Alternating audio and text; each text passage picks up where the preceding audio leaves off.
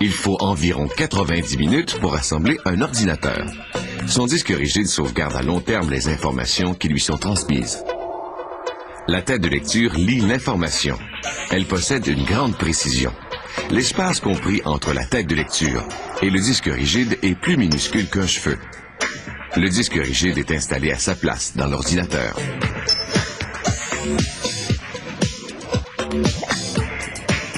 Il existe deux autres unités de sauvegarde des informations. Le lecteur de disque amovible de 3 pouces et le lecteur de CD-ROM, qui permet de lire et d'exécuter des programmes enregistrés sur des disques compacts. Ces deux unités sont mises en place. La colonne vertébrale de l'ordinateur, c'est la carte mère. C'est à cette composante que sont connectées les autres pièces de l'ordinateur. Ce refroidisseur dissipe la chaleur générée par le chipset. Certaines cartes de son sont intégrées directement à la carte mère. Ces connexions sont en ordre: l'entrée audio, sa sortie et la prise du microphone. Cette bague de rétention AGP retient la carte vidéo lors du transport. Ce capteur thermal mesure la température émise entre le processeur et la carte mère. Le processeur est le cerveau du système. Il interprète, calcule et exécute les instructions données.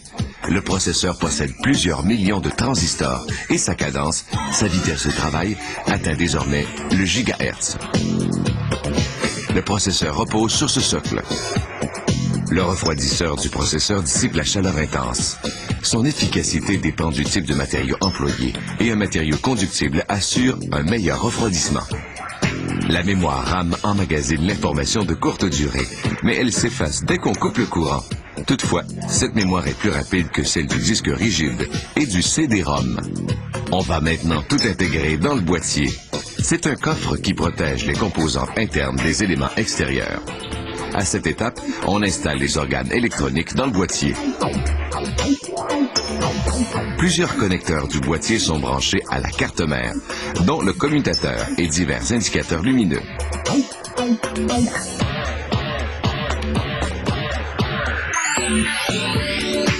Ceci est la sortie du connecteur de la carte vidéo qui relie l'ordinateur au moniteur télé. On voit aussi la puce vidéo qui crée des images en 2 et 3 dimensions. Voici la mémoire vidéo. Plus sa capacité est élevée, plus l'image affichée par le moniteur sera nette. La carte vidéo est mise en place. Le modem fait communiquer deux ordinateurs. Ces condensateurs rendent le signal téléphonique parfaitement pur pour faciliter les communications. Ce connecteur de puce modem contrôle l'information qui circule entre les deux ordinateurs. Le fax modem est installé. Le bloc d'alimentation transforme l'électricité selon le voltage requis par les différentes composantes.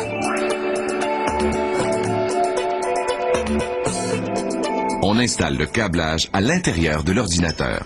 Il permet aux informations de voyager entre les différents médias et la carte mère. Le câble IDE est connecté, puis le CD-ROM.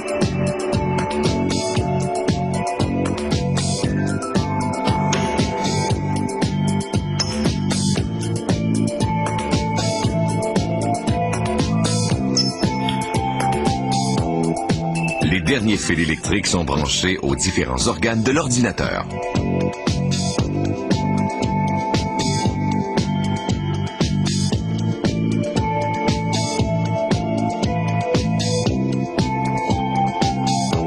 L'assemblage des 30 composantes de l'ordinateur est maintenant terminé.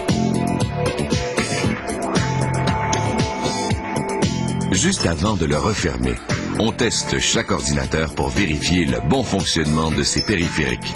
Puis, on le ferme et on procède à l'emballage. Dans cette entreprise, on produit environ 300 ordinateurs à chaque jour.